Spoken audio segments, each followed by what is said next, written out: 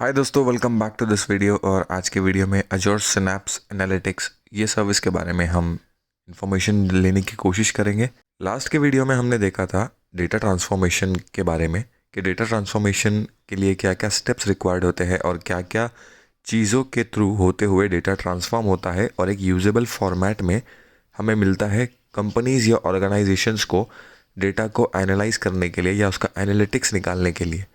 अगर आपने वो वीडियो नहीं देखा है तो मैं उसका लिंक डिस्क्रिप्शन में मेंशन कर दूंगा, आप वो वीडियो भी जाके देख सकते हैं, जिसके वजह से आपको डेटा ट्रांसफॉर्मेशन का क्या प्रोसेस होता है वो समझ में आएगा। अजोर सिनैप्स एनालिटिक्स पे आते हैं तो अजोर सिनैप्स एनालिटिक्स डेफिनेशन के हिसाब से ये एक ऐसी सर्विस है जो डेटा को अपने अंदर इंजेस्ट करती है, मतलब अपलोड करने का भी काम करती है, डेटा को रॉ फॉर्मेट से यूजेबल फॉर्मेट में भी ट्रांसफॉर्म करने का काम करती है और उनको रिपोर्टिंग टूल तक सेंड करने का या सर्व करने का भी काम करती है। इसका मतलब क्या हुआ कि अजोर सिनैप्स एनालिटिक्स ये सर्विस के थ्रू हम डेटा अजोर सिनैप्स के अंदर ले सकते हैं। उस डेटा का हम ट्रांसफॉर्मेशन कर सकते हैं एक यूजेबल फॉर्मेट में, मतलब रॉ डेटा से उसको एक यूजेबल फॉर्मेट में, जो अनवांटेड डेटा होता है उसको रिमूव करके जो रिक्वायर्ड डेटा होता है उसको हम कंसिडरेशन में लेके जो रिपोर्टिंग टूल होते हैं जैसे कि पावर बीआई, एक्सेल, जो एनालिटिक्स के काफ़ी काम में आता है ऑर्गेनाइजेशंस के लिए,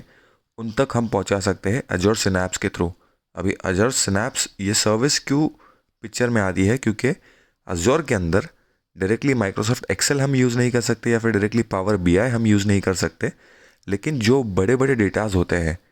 large amount of datas, millions या बिलियंस में, तो वो एक्सेल या पावर बीआई पे डायरेक्टली भी आप उसको ट्रांसफॉर्म या कन्वर्ट नहीं कर सकते हो, जिसके लिए आपको कोई एक टूल की ज़रूरत पड़ती है जो हेल्प करता है डेटा को इंजेस्ट करके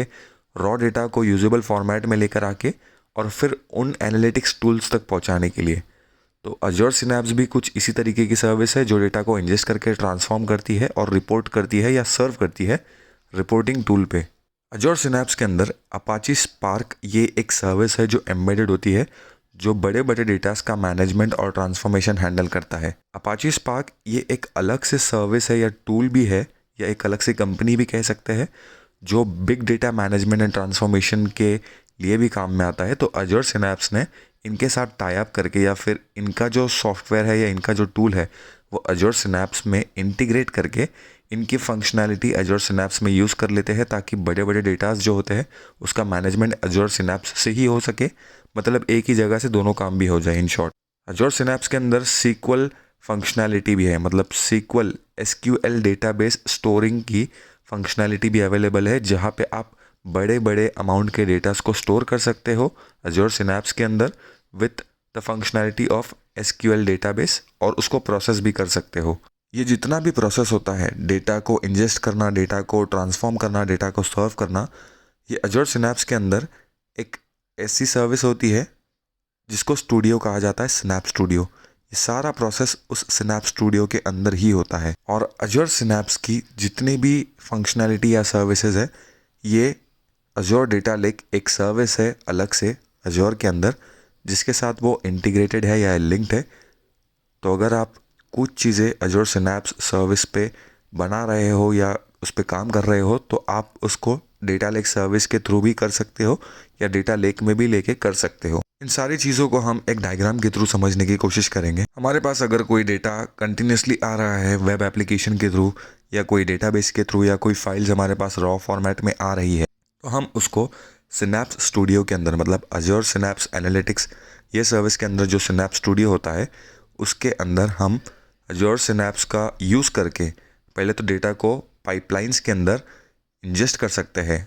पाइपलाइन एक ऐसा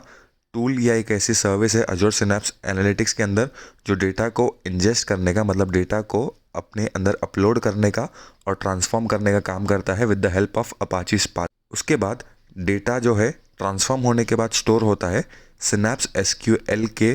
सर्विस के थ्रू, मतलब आप जो सिनैप्स एसक्यूएल होता है या सीक्वल स्टूडियो होता है